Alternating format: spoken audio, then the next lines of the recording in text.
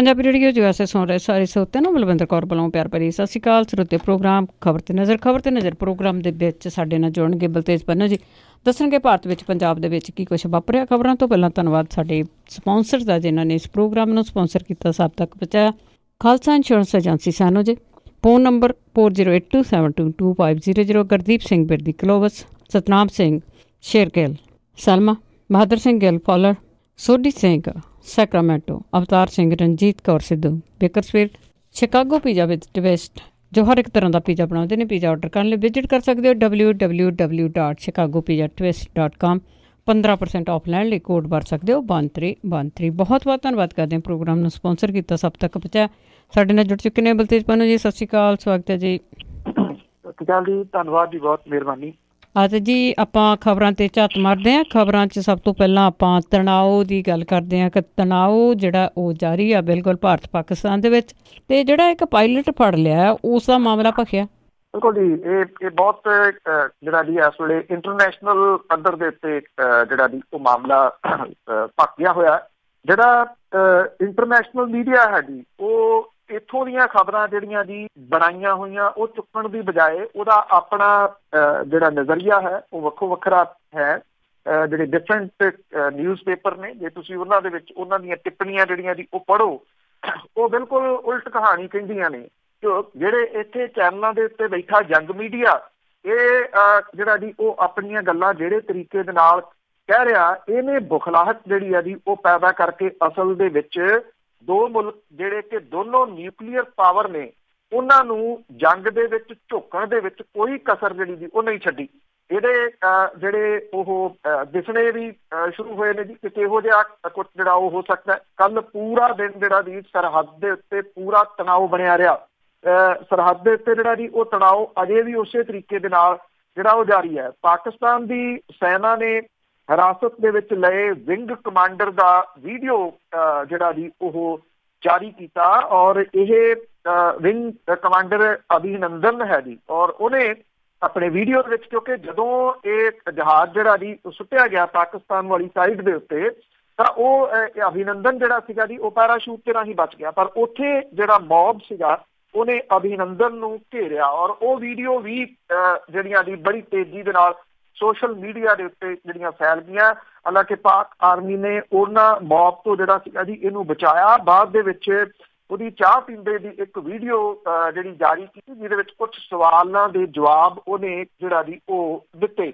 ਕਾਰਗਿਲ ਯੁੱਧ ਦੇ ਦੌਰਾਨ ਫਲਾਈਟ ਲੈਫਟੀਨੈਂਟ ਕੇ ਨਿਚਕਤਾ ਸੀਗਾ, ਜਿਹਨੂੰ ਕਿ ਪਾਕਿਸਤਾਨ ਦੀ ਫੌਜ ਨੇ ਉਦੋਂ ਜਿਹੜਾ ਜੀ ਉਹ ਬੰਧਕ ਬਣਾਇਆ ਸੀਗਾ, ਪਰ ਉਦੋਂ ਬਾਅਦ ਜਿਹੜਾ ਜੀ ਤਕਰੀਬਨ 7-8 ਦਿਨਾਂ ਤੋਂ ਬਾਅਦ ਨਿਚਕਤਾ ਜਿਹੜਾ ਸੀਗਾ ਜੀ ਉਹਨੂੰ ਛੱਡਣਾ ਪਿਆ ਸੀਗਾ, ਕਿਉਂਕਿ ਜਨੇਵਾ ਸਮਝੌਤਾ ਜਿਹੜਾ ਜੀ ਉਹ ਇਹੀ ਕਹਿੰਦਾ ਕਿ ਕਿਉਂ ਜਿਹੜਾ ਜੀ ਉਹ ਰੱਖਿਆ ਨਹੀਂ ਜਾ ਸਕਦਾ, ਕਿਉਂਕਿ ਪਾਕਿਸਤਾਨ ਨੇ ਉਹਦੀਆਂ ਵੀਡੀਓਜ਼, ਪਾਕਿਸਤਾਨੀ ਫੌਜ ਨੇ ਉਹਦੀਆਂ ਵੀਡੀਓਜ਼ ਜਿਹੜੀਆਂ ਜੀ ਉਹ ਜਾਰੀ ਕਰ ਦਿੱਤੀਆਂ ਨੇ।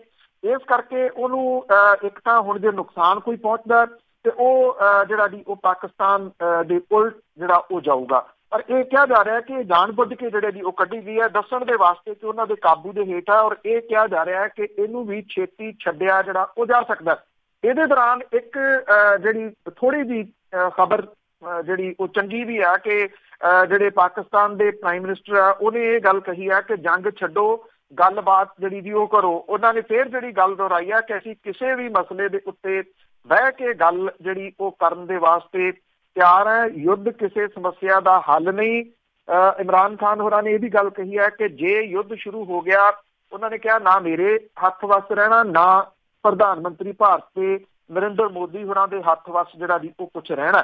ਪ੍ਰਧਾਨ ਮੰਤਰੀ ਭਾਰਤ ਦੇ ਜਿਹੜੇ ਨੇ ਉਹਨਾਂ ਦੀ ਅਗਵਾਈ ਦੇ ਵਿੱਚ ਕੱਲ 2 ਮੀਟਿੰਗਸ ਹੋਈਆਂ, ਔਰ ਇਹਨਾਂ ਮੀਟਿੰਗਸ ਦੇ ਵਿੱਚ ਬੇਸ਼ੱਕ ਇੰਨੀ ਕੁ ਸੂਤਰਾਂ ਦੇ ਹਵਾਲੇ ਦੇ ਨਾਲ ਖਬਰ ਆਈ ਹੈ ਕਿ ਇਹਦੇ ਉੱਤੇ ਵਿਚਾਰ ਕੀਤਾ ਗਿਆ, ਪਰ ਬਾਅਦ ਦੇ ਵਿੱਚ ਇਸ ਕਰਕੇ ਇਹਨੂੰ ਛੱਡ ਦਿੱਤਾ ਗਿਆ ਕਿ ਨਹੀਂ, ਇਹ ਜਿਹੜਾ ਜੀ ਪਾਕਿਸਤਾਨ ਉਹ ਬਚਣ ਦੀ ਕੋਸ਼ਿਸ਼ ਜਿਹੜੀ ਉਹ ਕਰ ਰਿਹਾ। ਪਰ ਇਮਰਾਨ ਖਾਨ ਹੋਰਾਂ ਨੇ ਇਹ ਜਿਹੜਾ ਜੀ ਮੈਸੇਜ ਦੇ ਕੇ ਵਿਸ਼ਵ ਦਾ ਜਿਹੜਾ ਭਾਈਚਾਰਾ ਹੈ, ਅੰਤਰਰਾਸ਼ਟਰੀ ਜਿਹੜਾ ਭਾਈਚਾਰਾ ਜੀ, ਉਹਨੂੰ ਇਹ ਦੱਸਣ ਦੀ ਕੋਸ਼ਿਸ਼ ਕੀਤੀ ਹੈ ਕਿ ਉਹ ਗੱਲਬਾਤ ਦਾ ਰਾਹ ਵੀ ਜਿਹੜਾ ਜੀ ਉਹ ਖੁੱਲ੍ਹਾ ਰੱਖ ਰਹੇ ਆ।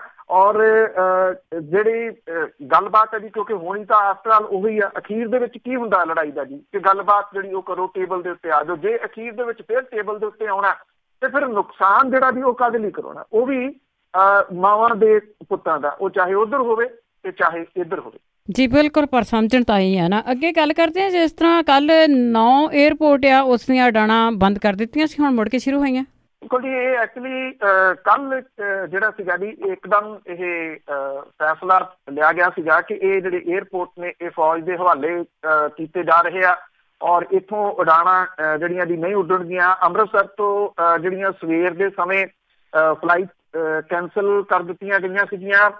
ਇਸੇ ਤਰੀਕੇ ਦੇ ਨਾਲ ਚੰਡੀਗੜ੍ਹ ਤੋਂ ਵੀ ਲੋਕ ਜਿਹੜੇ ਸੀਗੇ ਜੀ ਉਹ ਕੁਝ ਖੱਜਲ ਹੋਏ ਜਦੋਂ ਇਹ ਕਿਹਾ ਗਿਆ ਜੀ ਕਿ ਹੁਣ ਇੱਥੋਂ ਜਿਹੜੀ ਉਡਾਣ ਨਹੀਂ ਚੱਲੂਗੀ। ਪਰ ਇਹ ਸ਼ਾਮ ਪੈਂਦਿਆਂ ਜਿਹੜਾ ਸੀਗਾ ਜੀ ਇਹ ਫੈਸਲਾ ਵਾਪਸ ਜਿਹੜਾ ਉਹ ਲੈ ਲਿਆ ਗਿਆ ਔਰ 9 ਹਵਾਈ ਅੱਡੇ ਨੇ ਜੀ ਇਹ ਜਿਨ੍ਹਾਂ ਤੋਂ ਇਹ ਉਡਾਨਾਂ ਜਿਹੜੀਆਂ ਉਹ ਬੰਦ ਕੀਤੀਆਂ ਗਈਆਂ ਸੀਗੀਆਂ। ਜਿਹੜੇ ਸ਼ਹਿਰੀ ਹਵਾਬਾਜ਼ੀ ਦੇ ਡਾਇਰੈਕਟੋਰੇਟ ਜਨਰਲ ਨੇ ਉਹਦੇ ਬੁਲਾਰੇ ਨੇ ਇਹ ਗੱਲ ਕਹੀ ਹੈ ਕਿ ਹੁਣ ਇਹਨਾਂ ਏਅਰਪੋਰਟ ਦੇ ਉੱਤੇ ਕੰਮਕਾਜ ਜਿਹੜਾ ਜੀ ਉਹ ਆਮ ਵਰਗਾ ਹੋ ਗਿਆ। ਭਾਰਤੀ ਏਅਰਪੋਰਟ ਅਥਾਰਟੀ ਨੇ ਏਅਰਮੈਨ ਨੂੰ ਨੋਟਿਸ ਜਾਰੀ ਕੀਤਾ ਸੀਗਾ ਕੱਲ ਸਵੇਰੇ ਕਿ ਸ੍ਰੀਨਗਰ, ਜੰਮੂ, ਲੇਹ, ਪਠਾਨਕੋਟ, ਅੰਮ੍ਰਿਤਸਰ, ਸ਼ਿਮਲਾ, ਕਾਂਗੜਾ, ਕੁੱਲੂ ਮਨਾਲੀ, ਪਿਥੌਰਾਗੜ੍ਹ ਦੇ ਹਵਾਈ ਅੱਡੇ ਜਿਹੜੇ ਆ ਇਹਨਾਂ ਦੇ ਉਡਾਨਾਂ ਜਿਹੜੀਆਂ 27 ਫਰਵਰੀ ਤੋਂ ਲੈ ਕੇ 27 ਮਈ ਤੱਕ ਬੰਦ ਜਿਹੜੀਆਂ ਜੀ ਉਹ ਰਹਿਣਗੀਆਂ। AAI ਮੁਲਕ ਦੇ 100 ਤੋਂ ਜ਼ਿਆਦਾ ਹਵਾਈ ਅੱਡੇ ਜਿਹੜੇ ਆ ਜੀ ਉਹਨਾਂ ਦੇ ਪ੍ਰਬੰਧ ਨੂੰ ਵੇਖਦਾ। ਉਧਰ ਪਾਕਿਸਤਾਨ ਨੇ ਇਸਲਾਮਾਬਾਦ, ਲਾਹੌਰ ਤੇ ਕਰਾਚੀ ਸਣੇ ਅਹਿਮ ਹਵਾਈ ਅੱਡੇ ਜਿਹੜੇ ਆ ਜੀ ਉਹਨਾਂ ਨੂੰ ਕੱਲ ਜਿਹੜਾ ਜੀ ਉਹ ਬੰਦ ਕਰ ਦਿੱਤਾ ਸੀਗਾ ਔਰ ਜਿਹੜੀ ਪਾਕਿਸਤਾਨ ਦੀ ਸ਼ਹਿਰੀ ਹਵਾਬਾਜ਼ੀ ਅਥਾਰਟੀ ਆ ਉਹਨੇ ਇਹਦਾ ਐਲਾਨ ਜਿਹੜਾ ਉਹ ਕੀਤਾ ਸੀਗਾ ਔਰ ਇਹ ਕਿਹਾ ਸੀਗਾ ਕਿ ਫੌਜੀ ਹਿੱਤਾਂ ਦੇ ਵਾਸਤੇ ਇਹ ਹਵਾਈ ਅੱਡੇ ਜਿਹੜੇ ਉਹ ਵਰਤੇ ਜਾ ਸਕਦੇ ਆ, ਤਾਂ ਕਰਕੇ ਬੰਦ ਕੀਤਾ ਗਿਆ। ਪਰ ਇੱਧਰ ਪੰਜਾਬ ਵਾਲੀ ਸਾਈਡ ਦੇ ਉੱਤੇ ਕਿਉਂਕਿ 2 ਜਿਹੜੇ ਮੇਨ ਏਅਰਪੋਰਟ ਪੈਂਦੇ ਆ ਜਿਹੜੇ ਡੋਮੈਸਟਿਕ ਔਰ ਇੰਟਰਨੈਸ਼ਨਲ ਵੀ ਨੇ, ਬੇਸ਼ੱਕ ਬਹੁਤ ਜ਼ਿਆਦਾ ਇੰਟਰਨੈਸ਼ਨਲ ਉਡਾਨਾਂ ਇਹਨਾਂ ਦੇ ਉੱਤੇ ਨਹੀਂ ਹੈਗੀਆਂ। ਅੰਮ੍ਰਿਤਸਰ ਵਾਲੇ ਤੇ ਤਾਂ ਇੰਟਰਨੈਸ਼ਨਲ ਕੁਝ ਉਡਾਨ ਜਿਹੜੀਆਂ ਉਹ ਹੈਗੀਆਂ ਨੇ, ਪਰ ਡੋਮੈਸਟਿਕ ਤੌਰ ਦੇ ਉੱਤੇ ਵੀ ਇਹ ਵੱਡੇ ਪੱਧਰ ਦੇ ਉੱਤੇ ਲੋਕ ਵਰਤਦੇ ਨੇ। ਸੋ ਜਿਹੜੇ ਆ ਰਹੇ ਨੇ ਜਾਂ ਜਿਨ੍ਹਾਂ ਨੇ ਆਉਣਾ, ਜਿਨ੍ਹਾਂ ਦੇ ਰਿਸ਼ਤੇਦਾਰ ਫਸੇ ਨੇ, ਉਹਨਾਂ ਦੇ ਵਾਸਤੇ ਇਹ ਜਿਹੜੀ ਦੀ ਜਾਣਕਾਰੀ ਨਵੀਂ ਜਿਹੜੀ ਉਹ ਉਹਨਾਂ ਦੀ ਲਾਹੇਵੰਦ ਹੋ ਸਕਦੀ ਹੈ ਕਿ ਹੁਣ ਇੱਥੇ ਜਿਹੜਾ ਆਪਰੇਸ਼ਨ ਹੈ ਉਹ ਬਿਲਕੁਲ ਨਾਰਮਲ ਤਰੀਕੇ ਦੇ ਨਾਲ ਇਹਨਾਂ ਏਅਰਪੋਰਟਾਂ ਦੇ ਉੱਤੇ ਹੋਣਾ ਸ਼ੁਰੂ ਹੋ ਗਿਆ। ਬਿਲਕੁਲ ਜੀ, ਖੱਜਲ ਖੁਆਰੀ ਤਾਂ ਜ਼ਰੂਰ ਬਹੁਤ ਹੋਈ ਹੋਗੀ। ਤੇ ਅੱਗੇ ਆਪਾਂ ਵਿਰੋਧੀ ਧਿਰਾਂ ਦੀ ਜੇ ਗੱਲ ਕਰੀਏ ਤਾਂ ਉਹਨਾਂ ਨੇ ਇਕਜੁੱਟ ਹੋ ਕੇ ਕਿਹਾ ਕਿ ਸਰਕਾਰ ਫੌਜੀ ਕਾਰਵਾਈ ਤੇ ਸਿਆਸਤ ਨਾ ਕਰੇ। ਬਿਲਕੁਲ ਜੀ, ਕਾਂਗਰਸ ਦੇ ਸਣੇ 21 ਵਿਰੋਧੀ ਧਿਰਾਂ ਜਿਹੜੀਆਂ ਜੀ ਉਹ ਇਕੱਠੀਆਂ ਹੋਈਆਂ ਔਰ ਉਹਨਾਂ ਨੇ ਪਾਕਿਸਤਾਨ ਦੇ ਬਾਲਾਕੋਟ ਦੇ ਵਿੱਚ ਅੱਤਵਾਦੀ ਜਿਹੜੇ ਟਿਕਾਣੇ ਸੀ ਉਹਨਾਂ ਦੇ ਉੱਤੇ ਕੀਤੀ ਗਈ ਕਾਰਵਾਈ ਜਿਹੜੀ ਸੀ ਉਹਦੇ 'ਚ ਫੌਜ ਦੀ ਸ਼ਲਾਘਾ ਕੀਤੀ ਔਰ ਇਹ ਕਿਹਾ ਕਿ ਅੱਤਵਾਦ ਦੇ ਖਿਲਾਫ ਲੜਾਈ ਦੇ ਵਿੱਚ ਸੁਰੱਖਿਆ ਬਲਾਂ ਦੇ ਨਾਲ ਇਕਜੁੱਟਤਾ ਜਿਹੜੀ ਉਹ ਸਭ ਨੂੰ ਵਿਖਾਉਣੀ ਚਾਹੀਦੀ ਹੈ। ਉਹਨਾਂ ਨੇ ਇਹ ਦੋਸ਼ ਵੀ ਲਾਇਆ ਕਿ ਪੁਲਵਾਮਾ ਹਮਲੇ ਤੋਂ ਬਾਅਦ ਸੱਤਾਧਾਰੀ ਪਾਰਟੀ ਦੇ ਆਗੂਆਂ ਨੇ ਜਵਾਨਾਂ ਦੀ ਸ਼ਹਾਦਤ ਦਾ ਸਿਆਸੀਕਰਨ ਕੀਤਾ। ਵਿਰੋਧੀ ਧਿਰਾਂ ਨੇ ਸਰਕਾਰ ਨੂੰ ਅਪੀਲ ਕੀਤੀ ਕਿ ਉਹ ਮੁਲਕ ਦੇ ਸਵੈਮਾਨ ਏਕੇ ਤੇ ਹਿੱਤਾਂ ਦੀ ਰੱਖਿਆ ਲਈ ਦੇਸ਼ ਦੇ ਲੋਕਾਂ ਨੂੰ ਜਵਾਬਦੇਹ ਹੈ ਤੇ ਦੇਸ਼ ਵਾਸੀਆਂ ਨੂੰ ਭਰੋਸੇ ਦੇ ਵਿੱਚ ਲਿਆ ਜਾਣਾ ਚਾਹੀਦਾ ਹੈ। ਔਰ ਵਿਰੋਧੀ ਧਿਰਾਂ ਨੇ ਦੇਸ਼ ਦੇ ਵਿੱਚ ਬਣੀ ਹੰਗਾਮੀ ਨੀਤੀ ਦੇ ਉੱਤੇ ਚਿੰਤਾ ਵੀ ਜ਼ਾਹਰ ਕੀਤੀ। ਇੱਕ ਸਾਂਝਾ ਬਿਆਨ ਪੜ੍ਹਦਿਆਂ ਹੋਇਆ ਕਾਂਗਰਸ ਦੇ ਪ੍ਰਧਾਨ ਰਾਹੁਲ ਗਾਂਧੀ, ਜਿੱਥੇ ਕਿ ਬਾਕੀ ਜਿਹੜੀਆਂ ਪਾਰਟੀਆਂ ਸੀਗੀਆਂ ਉਹਨਾਂ ਦੇ ਵੀ ਨੇਤਾ ਮੌਜੂਦ ਸਨ ਪ੍ਰੈਸ ਕਾਨਫਰੰਸ ਦੇ ਵਿੱਚ, ਉਹਨਾਂ ਨੇ ਜਿਹੜਾ ਸੀਗਾ ਪਾਕਿਸਤਾਨ ਦੇ ਵੱਲੋਂ ਭਾਰਤੀ ਰੱਖਿਆ ਟਿਕਾਣਿਆਂ ਨੂੰ ਨਿਸ਼ਾਨਾ ਬਣਾਉਣਾ, ਲੜਾਕੂ ਜਹਾਜ਼ ਹਾਦਸਾ ਗ੍ਰਸਤ ਹੋਣ ਤੇ ਪਾਇਲਟ ਨੂੰ ਹਿਰਾਸਤ ਦੇ ਵਿੱਚ ਲੈਣ ਦੀ ਨਿਖੇਧੀ ਕੀ। ਸਾਂਝੇ ਬਿਆਨ ਦੇ ਵਿੱਚ ਪਾਕਿਸਤਾਨ ਦੇ ਵੱਲੋਂ ਅੱਤਵਾਦ ਨੂੰ ਸ਼ਹਿ ਦਿੱਤੇ ਜਾਣ ਦੀ ਨਿਖੇਧੀ ਵੀ ਕੀ ਗਈ। ਵਿਰੋਧੀ ਦਲਾਂ ਨੇ ਇਹ ਕਿਹਾ ਕਿ ਉਹ ਅੱਤਵਾਦ ਖਿਲਾਫ ਫੈਸਲਾਕੁਨ ਲੜਾਈ ਦੇ ਵਿੱਚ ਆਪਣੇ ਸੁਰੱਖਿਆ ਬਲਾਂ ਤੇ ਫੌਜ ਦੇ ਨਾਲ ਇਕਜੁੱਟਤਾ ਜਿਹੜੀ ਹੈ ਜੀ ਉਹ ਦੁਹਰਾਉਂਦੇ ਆ। ਪਰ ਉਹਨਾਂ ਨੇ ਕਿਹਾ ਕਿ ਇਹਦੇ ਉੱਤੇ ਕਿਸੇ ਕਿਸਮ ਦੀ ਕੋਈ ਸਿਆਸਤ ਜਿਹੜੀ ਹੈ ਜੀ ਉਹ ਨਹੀਂ ਹੋਣੀ ਚਾਹੀਦੀ। ਬੇਸ਼ੱਕ ਡਾਇਰੈਕਟਲੀ ਤੌਰ ਦੇ ਉੱਤੇ ਉਹਨਾਂ ਨੇ ਨਾ ਕਿਹਾ ਹੋਵੇ, ਪਰ ਇੰਡਾਇਰੈਕਟਲੀ ਤੌਰ ਦੇ ਉੱਤੇ ਉਹਨਾਂ ਨੇ ਇਹ ਕਹਿਣ ਦੀ ਕੋਸ਼ਿਸ਼ ਕੀਤੀ ਕਿ ਜਿਹੜੀ ਸਰਕਾਰ ਹੈ ਉਹ ਇਹਨੂੰ ਫੌਜ ਦੇ ਇਸ ਜਿਹੜੀ ਕੀ ਕਾਰਵਾਈ ਆ ਉਹਨੂੰ ਉਹਦਾ ਸਿਆਸੀਕਰਨ ਜਿਹੜਾ ਕਰਕੇ ਸਿਆਸੀ ਲਾਹਾ ਲੈਣਾ ਚਾਹੁੰਦੀ ਹੈ ਜੀ। ਸੋਨੀਆ ਗਾਂਧੀ ਹੋਰੀ, ਸਾਬਕਾ ਪ੍ਰਧਾਨ ਮੰਤਰੀ ਡਾਕਟਰ ਮਨਮੋਹਨ ਸਿੰਘ ਹੋਰੀ, Rahul Gandhi, Ahmad Patel, AK Antony, Ghulam Nabi Azad, Telugu Desam party ਦੇ N ਚੰਦਰ ਬਾਬੂ ਨਾਇਡੂ, ਤ੍ਰਿਣਮੂਲ ਕਾਂਗਰਸ ਦੀ ਮਮਤਾ ਬੈਨਰਜੀ, ਸ਼ਰਦ ਪਵਾਰ, ਮਾਰਕਸਵਾਦੀ ਕਮਿਊਨਿਸਟ ਪਾਰਟੀ ਦੇ ਸੀਤਾਰਾਮ ਯੇਚੁਰੀ, CPI ਦੇ ਸੁਧਾਕਰ ਰੈਡੀ, ਇਹ ਸਾਰੇ ਜਿਹੜੇ ਜੀ ਸ਼ਾਮਲ ਸਨ। ਜਿਨ੍ਹਾਂ ਨੇ ਇਕਜੁੱਟਤਾ ਦੇ ਨਾਲ ਇਹ ਮੈਸੇਜ ਜਿਹੜਾ ਜੀ ਉਹ ਦੇਣ ਦੀ ਗੱਲ ਕੀਤੀ ਆ। ਉਹ ਫੌਜ ਦੇ ਨਾਲ ਤਾਂ ਖੜੇ ਨੇ, ਪਰ ਇਹਦਾ ਸਿਆਸੀਕਰਨ ਨਹੀਂ ਹੋਣਾ ਚਾਹੀਦਾ। ਦੇਖੋ ਜੀ, ਕਿਹੜੀ ਗੱਲ ਲਈ ਇਸ ਐਡੀ ਦੂਰ ਤਾਈਂ ਗਏ ਆ, ਸਿਆਸੀਕਰਨ ਤਾਂ ਉਹਨਾਂ ਨੇ ਇਹਦਾ ਕਰਨਾ ਹੀ ਕਰਨਾ ਆ। ਤੇ ਅੱਗੇ ਪੰਜਾਬ ਦੇ ਮੁੱਖ ਮੰਤਰੀ ਦੀ ਜੇ ਗੱਲ ਕਰੀਏ, ਬੜੇ ਬੜਕਾ ਮਾਰਦੇ ਸੀਗੇ ਪੈਸੇ, ਜਿਸ ਤਰ੍ਹਾਂ ਹੀ ਪ੍ਰਧਾਨ ਮੰਤਰੀ ਹੁੰਦੇ ਆ। ਹੁਣ ਸਰਹੱਦੀ ਜ਼ਿਲ੍ਹਿਆਂ ਦਾ ਦੌਰਾ ਵੀ ਰੱਦ। ਬਿਲਕੁਲ ਜੀ, ਐਕਚੁਅਲੀ ਇਹ ਸਰਹੱਦ ਦੇ ਉੱਤੇ ਜਿਹੜਾ ਬਣਿਆ ਤਣਾਅ ਆ, ਕਿਹਾ ਤਾਂ ਇਹ ਗਿਆ ਸੀਗਾ ਕਿ ਮੁੱਖ ਮੰਤਰੀ ਹੋਰੀ ਜਿਹੜੇ ਸਰਹੱਦੀ ਜ਼ਿਲ੍ਹੇ ਨੇ ਉਹਨਾਂ ਦੇ ਵਿੱਚ ਜਾ ਕੇ ਲੋਕਾਂ ਦੇ ਨਾਲ ਜਿਹੜੀ ਜੀ ਉਹ ਗੱਲਬਾਤ ਕਰਨਗੇ ਔਰ ਸੜਕੀ ਜਿਹੜਾ ਜੀ ਉਹ ਰਸਤੇ ਦੇ ਰਾਹੀਂ ਉਹ ਜਿਹੜਾ ਉਹ ਜਾਣਗੇ। ਪਰ ਐਨ ਆਖਰੀ ਮੌਕੇ ਦੇ ਉੱਤੇ ਇਹ ਦੌਰਾ ਰੱਦ ਕਰ ਦਿੱਤਾ ਗਿਆ। ਇਹ ਕਿਹਾ ਗਿਆ ਜੀ ਕਿ ਫੌਜ ਤੇ BSF ਦੀ ਜਿਹੜੀ ਸਲਾਹ ਆ ਉਹਦੇ ਕਰਕੇ ਇਹ ਜਿਹੜੀ ਫੇਰੀ ਆ ਉਹ ਮੁਲਤਵੀ ਕੀਤੀ ਗਈ ਆ। 3 ਦਿਨ ਅੱਗੇ ਜਿਹੜਾ ਜੀ ਉਹ ਦੌਰਾ ਪਾ ਦਿੱਤਾ। ਮੁੱਖ ਮੰਤਰੀ ਦੇ ਦਫ਼ਤਰ ਜਿਹੜਾ ਜੀ ਉਹਨੇ ਦੱਸਿਆ ਕਿ ਭਾਰਤ ਤੇ ਪਾਕਿਸਤਾਨ ਦੇ ਦਰਮਿਆਨ ਇਹ ਤਣਾਅ ਜਿਹੜਾ ਵਧਣ ਕਰਕੇ ਪੰਜਾਬ ਦੇ ਨਾਲ ਲੱਗਦੀ ਸਰਹੱਦ ਦੇ ਉੱਤੇ ਫੌਜ ਤੇ BSF ਜਿਹੜੀ ਆ ਜੀ ਉਹਦੀ ਤਾਇਨਾਤੀ ਵਧਾਈ ਜਾ ਰਹੀ ਆ। ਕੇਂਦਰੀ ਗ੍ਰਹਿ ਰੱਖਿਆ ਮੰਤਰਾਲੇ ਨੇ ਪੰਜਾਬ ਸਰਕਾਰ ਨੂੰ ਪਿੰਡ ਖਾਲੀ ਕਰਾਉਣ ਸੰਬੰਧੀ ਫਿਲਹਾਲ ਕੋਈ ਹਦਾਇਤ ਜਾਰੀ ਨਹੀਂ ਕੀਤੀ।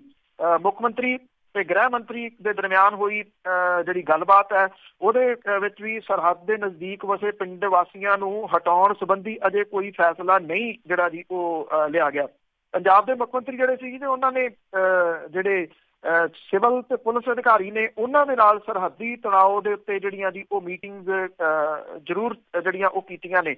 ਜਲੰਧਰ ਦੇ ਵਿੱਚ ਇਹ ਮੀਟਿੰਗ ਹੋਈ। ਉਹਨਾਂ ਨੇ ਅੱਗੇ ਜਾ ਕੇ ਅੰਮ੍ਰਿਤਸਰ ਜਿਹੜਾ ਉਹ ਰਹਿਣਾ ਸੀਗਾ ਔਰ ਅੰਮ੍ਰਿਤਸਰ ਤੋਂ ਮੁੜ ਕੇ ਉਹਨਾਂ ਨੇ ਸੜਕੀ ਰਸਤੇ ਜਿਹੜਾ ਜੀ ਉਹ ਅੰਮ੍ਰਿਤਸਰ, ਤਰਨਤਾਰਨ, ਫਰੀਦਕੋਟ, ਫਿਰੋਜ਼ਪੁਰ, ਪਠਾਨਕੋਟ ਜਿਹੜਾ ਜੀ ਇਸ ਸਾਈਡ ਦੇ ਉੱਤੇ ਜਿਹੜਾ ਉਹ ਜਾਣਾ ਸੀਗਾ। ਪਰ ਲਾਸਟ ਮਿੰਟ ਦੇ ਉੱਤੇ ਇਹ ਜਿਹੜਾ ਸੀਗਾ ਜੀ ਇਹ ਫੈਸਲਾ ਰੱਦ ਕਰ ਦਿੱਤਾ ਗਿਆ ਕਿ ਉਹ ਸੜਕੀ ਰਸਤੇ ਜਿਹੜਾ ਉਹ ਨਹੀਂ ਜਾਣਗੇ। ਕਈ ਕੁਝ ਜਿਹੜਾ ਜੀ ਇਹਦੇ ਪਿੱਛੇ ਸਿਆਸਤ ਵੀ ਜਿਹੜੀ ਆ ਜੀ ਉਹ ਚੱਲੀ ਚੁੱਲੀ ਜਾਂਦੀ ਆ। ਇਹ ਜਿਹੜੀ ਇੱਕ ਮੀਟਿੰਗ, ਬੜੀ ਅਹਿਮ ਮੀਟਿੰਗ ਹੋਣੀ ਸੀਗੀ ਟੀਚਰਾਂ ਦੇ ਨਾਲ ਅੱਜ ਦੀ ਜਿਹੜੀ ਰੱਖੀ ਹੋਈ ਆ, ਉਹ ਵੀ ਸ਼ਾਇਦ ਜਿਹੜੀ ਉਹ ਕੈਂਸਲ ਹੋ ਸਕਦੀ ਹੈ ਕਿਉਂਕਿ ਪੰਜਾਬ ਦੇ ਵਿੱਚ ਆਪਾਂ ਕੱਲ ਵੀ ਪਰਸੋਂ ਗੱਲ ਕੀਤੀ ਸੀ ਕਿ ਜਿਹੜਾ ਪੜ੍ਹੋ ਪੰਜਾਬ ਹੈ ਉਹ ਲੜੋ ਪੰਜਾਬ ਬਣਿਆ ਪਿਆ। ਉਹਨੂੰ ਜਿਹੜਾ ਜੀ ਸੰਭਾਲਣ ਦੇ ਵਾਸਤੇ ਜਾਂ ਟੀਚਰ ਜਿਹੜੇ ਨੇ ਉਹ ਅੱਜ ਵੀ ਦੋ ਚਿੱਤੀ ਦੇ ਵਿੱਚ ਨੇ ਕਿ ਇਹਦੇ ਉੱਤੇ ਕੀ ਹੋਊਗਾ, ਕੁਝ ਹੋਊਗਾ ਜਾਂ ਨਹੀਂ ਜੀ। ਹੋਣਾ ਕੀ ਆ ਜੀ, ਕਿੰਨੇ ਚਿਰਾਂ ਦਾ ਤਾਂ ਘਸੀਟੀ ਜਾਂਦੇ ਆ। ਤੇ ਅੱਗੇ ਆਪਾਂ ਉਮਰਾਂ ਨੰਗਲ ਦੀ ਜੇ ਗੱਲ ਕਰੀਏ, ਉਸ ਨੂੰ ਪਟਿਆਲਾ ਵਾਲੀ ਜੇਲ੍ਹ ਦੇ ਵਿੱਚ VIP ਸਹੂਲਤਾਂ। ਦੇਖੋ ਜੀ, ਇਹ ਬਰਗਾੜੀ ਕਾਂਡ ਜਿਹੜਾ ਸੀਗਾ ਜੀ ਉਹਦੇ ਵਿੱਚ ਗ੍ਰਿਫਤਾਰ ਕੀਤਾ ਗਿਆ ਪੰਜਾਬ ਦੇ ਇੰਸਪੈਕਟਰ ਜਨਰਲ ਜਿਹੜੇ ਨੇ ਇਹ ਖਬਰਾਂ ਜਿਹੜੀਆਂ ਦੀ ਉਹ ਆ ਰਹੀਆਂ ਨੇ ਕਿ ਉਹਨਾਂ ਨੂੰ ਇੱਥੇ ਪਟਿਆਲੇ ਦੀ ਜੇਲ੍ਹ ਦੇ ਵਿੱਚ ਰੱਖਿਆ ਗਿਆ ਕਿਉਂਕਿ ਇੱਥੇ MP ਹਾਤਾ ਹੈ ਜਿੱਥੇ ਸੁਰੱਖਿਆ ਜਿਹੜੀ ਜੀ ਉਹ ਕਾਫੀ ਹੁੰਦੀ ਹੈ।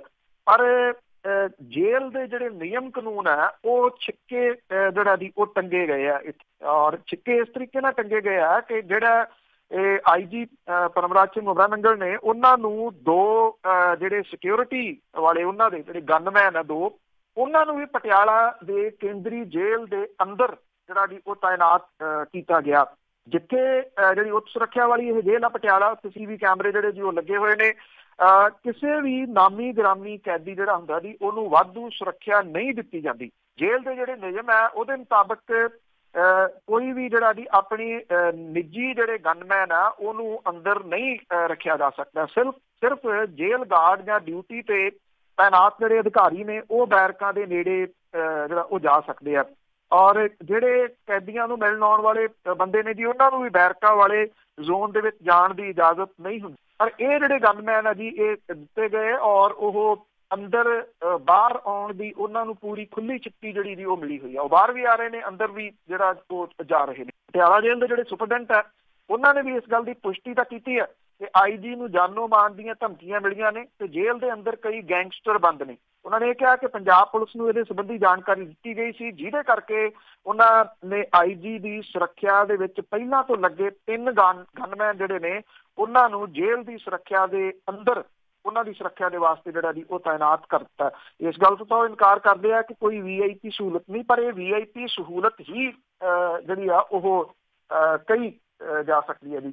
ਜਿਹੜੇ ਡਿਪਟੀ ਕਮਿਸ਼ਨਰ ਨੇ ਇੱਥੋਂ ਦੇ ਉਹ ਇਹ ਕਹਿੰਦੇ ਆ ਕਿ ਪੰਜਾਬ ਸਰਕਾਰ ਦੇ ਕਹਿਣ ਦੇ ਉੱਤੇ ਉਹਨੂੰ ਸੁਰੱਖਿਆ ਜਿਹੜੀ ਹੈ ਜੀ ਉਹ ਅੰਦਰ ਦਿੱਤੀ ਗਈ ਹੈ। ਜਿਹੜੇ ਜੇਲ੍ਹ ਮੰਤਰੀ ਨੇ ਰਜਿੰਦਰ ਸਿੰਘ ਰੰਧਾਵਾ, ਉਹ ਇਹ ਕਹਿੰਦੇ ਆ ਕਿ ਉਹ ਇਸ ਮਾਮਲੇ ਨੂੰ ਜਿਹੜਾ ਉਹ ਦੇਖਣਗੇ। ਇੱਥੇ ਪਹਿਲਾਂ ਜਿਹੜੇ ਸਾਬਕਾ SSP ਮੋਗਾ ਦਾ ਕਰਨਜੀਤ ਸ਼ਰਮਾ ਵੀ ਜਿਹੜਾ ਜੀ ਇਸੇ ਹੀ ਮਾਮਲੇ ਦੇ ਵਿੱਚ ਅੰਦਰ ਹੈ। ਉਸ ਟਾਈਮ ਕੋਈ ਉਹਨੂੰ ਜਿਹੜੀ ਇਸ ਤਰ੍ਹਾਂ ਦੀ ਸਿਕਿਉਰਿਟੀ ਨਹੀਂ ਸੀ ਦਿੱਤੀ ਗਈ, ਪਰ ਇਹ ਸੁਰੱਖਿਆ ਔਰ ਖਾਸ ਤੌਰ ਉੱਤੇ VIP ਸਹੂਲਤਾਂ ਜਿਹੜੀਆਂ ਜੀ ਉਹ ਉਮਰਾ ਨੰਗਲ ਹੋਰਾਂ ਨੂੰ ਜਿਹੜੀਆਂ ਮਿਲੀਆਂ ਨੇ, ਉਹ ਜ਼ਰੂਰ ਚਰਚਾ ਦਾ ਵਿਸ਼ਾ ਬਣ ਗਈਆਂ। ਬਿਲਕੁਲ ਜੀ, ਇਹਨਾਂ ਨੂੰ ਤੇ ਅੰਦਰ ਬਾਹਰ ਦੋਹੀਂ ਪਾਸੇ ਮੌਜਾਂ ਹੀ ਮੌਜਾਂ ਆ। ਤੇ ਅੱਗੇ ਸਾਬਕਾ ਅਕਾਲੀ ਵਿਧਾਇਕ ਮਨਤਾਰ ਬਰਾੜ ਦੀ ਨਾਲ ਲੱਗਦੀ ਜੇ ਗੱਲ ਕਰੀਏ ਤਾਂ ਉਸ ਤੋਂ ਲੰਬੀ ਪੁੱਛਗਿੱਛ ਜਾਰੀ। ਬਿਲਕੁਲ ਜੀ, ਇਹ SP ਤੇ ਜਿਹੜਾ ਉਦੋਂ SHO ਸੀਗਾ ਜੀ, ਉਹਨਾਂ ਤੋਂ ਵੀ ਜਿਹੜਾ ਜੀ ਕਹਿ ਲਓ ਕਿ ਲੰਬੀ ਪੁੱਛਗਿੱਛ ਜਿਹੜੀ ਸੀ ਉਹ ਕੀਤੀ ਗਈ। ਪਰ ਇਹ ਦੂਜੀ ਵਾਰੀ ਜਿਹੜਾ ਫਰੀਦਕੋਟ ਤੋਂ ਸਾਬਕਾ ਵਿਧਾਇਕ ਨੇ ਮਨਤਾਰ ਸਿੰਘ ਬਰਾੜ, ਉਹਨੂੰ ਦੁਬਾਰਾ ਜਿਹੜਾ ਜੀ SIT ਦੇ ਵੱਲੋਂ ਸੱਦਿਆ ਗਿਆ। 14 ਅਕਤੂਬਰ 2015 ਨੂੰ ਕੋਟਕਪੂਰਾ ਦੇ ਵਿੱਚ ਵਾਪਰੇ ਗੋਲੀ ਕਾਂਡ ਸੰਬੰਧੀ ਜਿਹੜੀ ਜੀ ਪੁੱਛਗਿੱਛ ਉਹਨੂੰ ਕੀਤੀ ਗਈ, ਔਰ 1-2 ਘੰਟੇ ਨਹੀਂ ਬਲਕਿ 8 ਘੰਟੇ ਲੰਮੀ ਪੁੱਛ ਪੜਤਾਲ ਜਿਹੜੀ ਜੀ ਉਹ ਕੀਤੀ ਗਈ। ਦੇਰ ਰਾਤ ਤੱਕ ਇਹ ਪੁੱਛ ਪੜਤਾਲ ਜਿਹੜੀ ਉਹ ਜਾਰੀ ਸੀਗੀ। ਜਿਹੜੀ SIT ਹੈ ਜੀ, ਉਹਨੇ ਉਸ ਵੇਲੇ ਦੇ ਕੋਟਕਪੂਰਾ ਦੇ SDM ਹਰਜੀਤ ਸਿੰਘ ਸੰਧੂ ਨੂੰ ਵੀ ਪੁੱਛ ਪੜਤਾਲ ਦੇ ਵਾਸਤੇ ਬੁਲਾਇਆ ਸੀਗਾ। ਇਹ ਤੋਂ ਪਹਿਲਾਂ 9 ਨਵੰਬਰ ਨੂੰ ਮਨਤਾਰ ਸਿੰਘ ਬਰਾੜ ਨੂੰ SIT ਨੇ ਜਿਹੜਾ ਉਹ ਸੱਦਿਆ ਸੀਗਾ, ਔਰ ਜਿਹੜੇ ਸਾਬਕਾ ਜਸਟਿਸ ਰਣਜੀਤ ਸਿੰਘ ਹੋਰਾਂ ਨੇ ਆਪਣੀ ਰਿਪੋਰਟ ਦੇ ਵਿੱਚ ਕਿਹਾ ਸੀਗਾ ਕਿ ਕੋਟਕਪੂਰਾ ਗੋਲੀਕਾਂਡ ਤੋਂ ਪਹਿਲਾਂ ਮਨਤਾਰ ਸਿੰਘ ਬਰਾੜ ਨੇ ਪੰਜਾਬ ਦੇ ਸਾਬਕਾ ਮੁੱਖ ਮੰਤਰੀ ਪ੍ਰਕਾਸ਼ ਸਿੰਘ ਬਾਦਲ ਦੇ ਨਾਲ, ਜਿਹੜੇ ਉਦੋਂ ਮੁੱਖ ਮੰਤਰੀ ਸੀ, ਫੋਨ ਤੇ ਕਈ ਵਾਰੀ ਗੱਲਬਾਤ ਕੀਤੀ।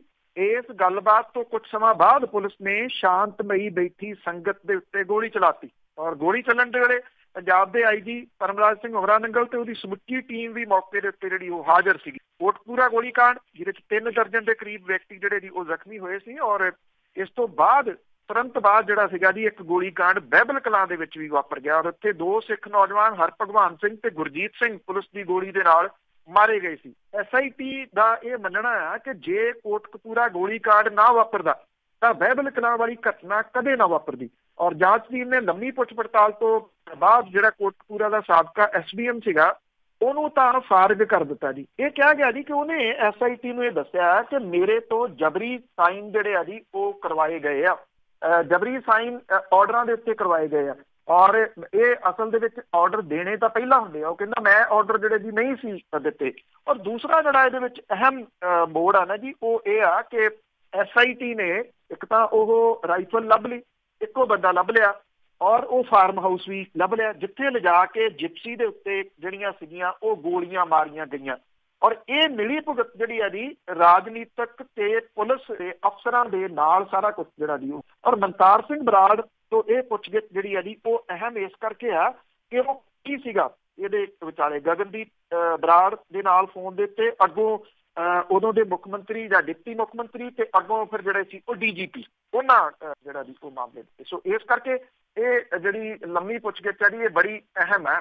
ਇਹਦੇ ਵਿੱਚੋਂ ਕੀ ਨਿਕਲਿਆ ਇਹ ਅਜੇ ਕੁਝ ਵੀ ਜਿਹੜਾ ਜੀ ਆਫੀਸ਼ੀਅਲੀ ਤੌਰ ਦੇ ਉੱਤੇ SIT ਨੇ ਨਹੀਂ ਦੱਸਿਆ। ਤੇ ਅੱਗੇ ਜੀ ਨਾਲ ਲੱਗਦੀ ਸਮੇਤ ਸੈਣੀ ਦੀ ਜੇ ਗੱਲ ਕਰੀਏ ਤਾਂ ਸਿਟੀ ਸੈਂਟਰ ਘਟਾਲੇ ਦੇ ਵਿੱਚ ਦਿੱਤੀ ਅਰਜੀ ਰੱਦ। ਇਹ ਬੜਾ ਅਹਿਮ ਆ ਜੀ, ਕਿਉਂਕਿ ਜਿਹੜੀ ਆਪਾਂ ਗੱਲ ਕਰਕੇ ਹਟੇ ਆ, ਕੁਝ ਲੋਕ ਬੇਸ਼ੱਕ ਇਹਨੂੰ ਇਹਦੇ ਨਾਲ ਵੀ ਜਿਹੜਾ ਜੀ ਉਹ ਜੋੜਦੇ ਆ, ਹੈ ਕਿਤੇ ਨਾ ਕਿਤੇ ਜਿਹੜਾ ਜੀ ਉਹ ਜੁੜਿਆ ਹੋਇਆ ਮਾਮਲਾ ਕਹਿ ਸਕਦੇ ਤੁਸੀਂ। ਤੇ ਇਹ ਪ੍ਰੈਸ਼ਰਾਈਜ਼ ਕਰਨ ਦਾ ਜਿਹੜਾ ਜੀ ਉਹ ਤਰੀਕਾ ਹੁੰਦਾ। ਸਿਟੀ ਸੈਂਟਰ ਮਾਮਲੇ ਦੇ ਵਿੱਚ ਜਿਹੜੇ ਮੁੱਖ ਮੰਤਰੀ ਨੇ ਮੌਜੂਦਾ, ਉਹਨਾਂ ਨੂੰ ਵੱਡੀ ਰਾਹਤ ਮਿਲਣ ਦੇ ਨਾਲ ਜਿਹੜਾ ਸਾਬਕਾ DGP ਨੇ ਸਮੇਤ ਸੈਣੀ ਹੋਰਾਂ ਨੂੰ ਝਟਕਾ ਲੱਗਿਆ ਜੀ। ਸਿਟੀ ਸੈਂਟਰ ਮਾਮਲੇ ਦੇ ਵਿੱਚ ਉਹਨਾਂ ਦੇ ਵੱਲੋਂ ਵਿਜੀਲੈਂਸ ਦੀ ਕਲੋਜ਼ਰ ਰਿਪੋਰਟ ਖਿਲਾਫ ਦਾਇਰ ਕੀਤੀ ਗਈ ਅਰਜ਼ੀ ਨੂੰ ਲੁਧਿਆਣੇ ਦੀ ਅਦਾਲਤ ਨੇ ਰੱਦ ਕਰ ਦਿੱਤਾ।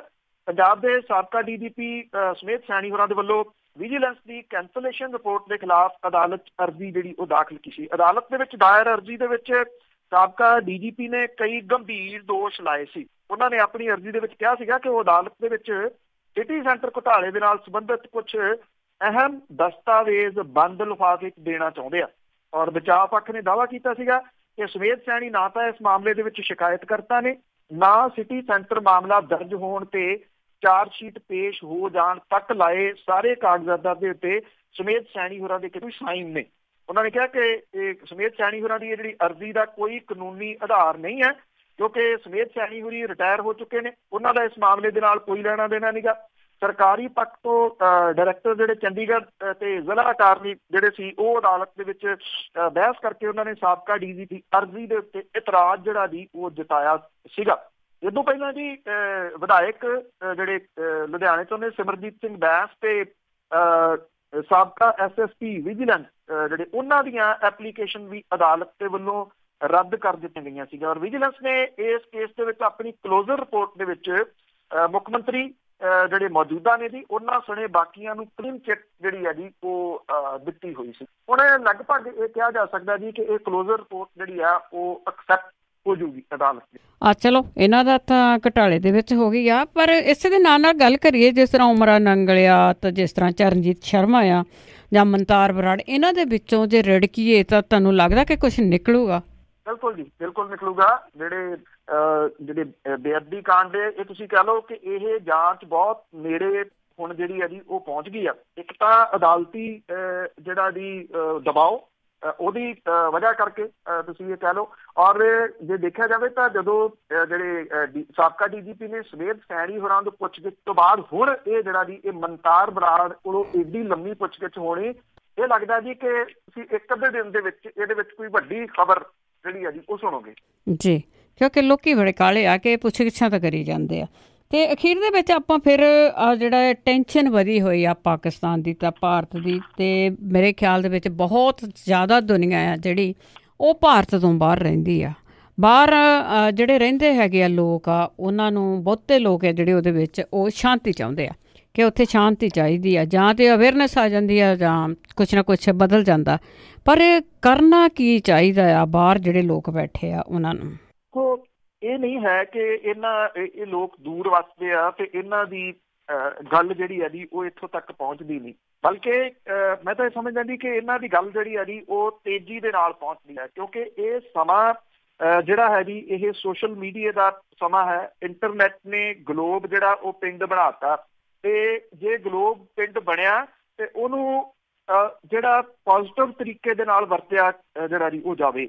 ਇਹ ਉਹ ਸਮਾਂ ਆ ਜਦੋਂ ਇਸ ਖਿੱਤੇ ਦੇ ਵਿੱਚ ਰਹਿੰਦੇ ਲੋਕ, ਇੱਥੇ ਹਿੰਦੂ, ਸਿੱਖ, ਮੁਸਲਿਮ, ਈਸਾਈ, ਇਹ ਕੋਈ ਨਹੀਂ ਹੈਗਾ ਜੀ ਇਸ਼ੂ ਕਿ ਕੌਣ ਕਿਹੜੀ ਜਾਤ ਬਰਾਦਰੀ ਦੇ ਨਾਲ ਜਿਹੜਾ ਜੀ ਉਹ ਸੰਬੰਧਿਤ ਹੈ, ਬਲਕਿ ਇਹ ਉਹ ਸਮਾਂ ਹੈ ਜਦੋਂ ਜਿਹੜਾ ਜੀ ਦੇਸ਼ਾਂ ਵਿਦੇਸ਼ਾਂ ਦੇ ਵਿੱਚ ਰਹਿੰਦਾ ਜਿਹੜਾ ਜੀ ਸਮੁੱਚਾ ਭਾਈਚਾਰਾ ਜੀ ਉਹ ਕਿਸੇ ਵੀ ਜਾਤ ਬਰਾਦਰੀ ਦਾ ਹੋਵੇ, ਉਹਨੂੰ ਇਕਜੁੱਟਤਾ ਦੇ ਨਾਲ ਜ਼ੋਰਦਾਰ ਤਰੀਕੇ ਦੇ ਨਾਲ ਇਹ ਆਵਾਜ਼ ਜਿਹੜੀ ਜੀ ਉਹ ਉਠਾਉਣ ਦੀ ਲੋੜ ਹੈ ਕਿ ਅਸੀਂ ਜੰਗ ਨਹੀਂ ਚਾਹੁੰਦੇ, ਕਿਸੇ ਵੀ ਹਾਲਤ ਦੇ ਵਿੱਚ ਅਸੀਂ ਜੰਗ ਉਹ ਨਹੀਂ ਚਾਹੁੰਦੇ ਜੀ। ਚਾਹੇ ਦੇਖੋ ਕਿਸੇ ਵੀ ਜਿਹੜਾ ਫੌਜੀ ਆ ਜੇ ਉਹਦੀ ਮੌਤ ਹੁੰਦੀ ਆ, ਉਹਦੀ ਡੈਥ ਜਿਹੜੀ ਉਹ ਹੁੰਦੀ ਆ, ਉਹ ਇਸ ਜੰਗ ਦੇ ਵਿੱਚ ਜੋ ਕੁਛ ਵੀ ਜਿਹੜਾ ਜੀ ਚੱਲ ਰਿਹਾ, ਜੇ ਵੀਡੀਓਜ਼ ਕਿਸੇ ਨੇ ਦੇਖੀਆਂ ਨੇ ਉਹ ਅਭਿਨੰਦਨ ਦੀਆਂ ਜਿਹੜਾ ਪਾਇਲਟ ਹੈ ਜਿਹੜਾ ਕਿ ਕੱਲ ਕੈਪਚਰ ਕੀਤਾ ਗਿਆ ਪਾਕਿਸਤਾਨ ਦੀ ਜਿਹੜਾ ਉਹ ਫੌਜ ਦੇ ਵੱਲੋਂ, ਦੇਖੋ ਉਹਦੇ ਪਰਿਵਾਰ ਦੇ ਉੱਤੇ ਕੀ ਬੀਤ ਰਹੀ ਹੋਊਗੀ।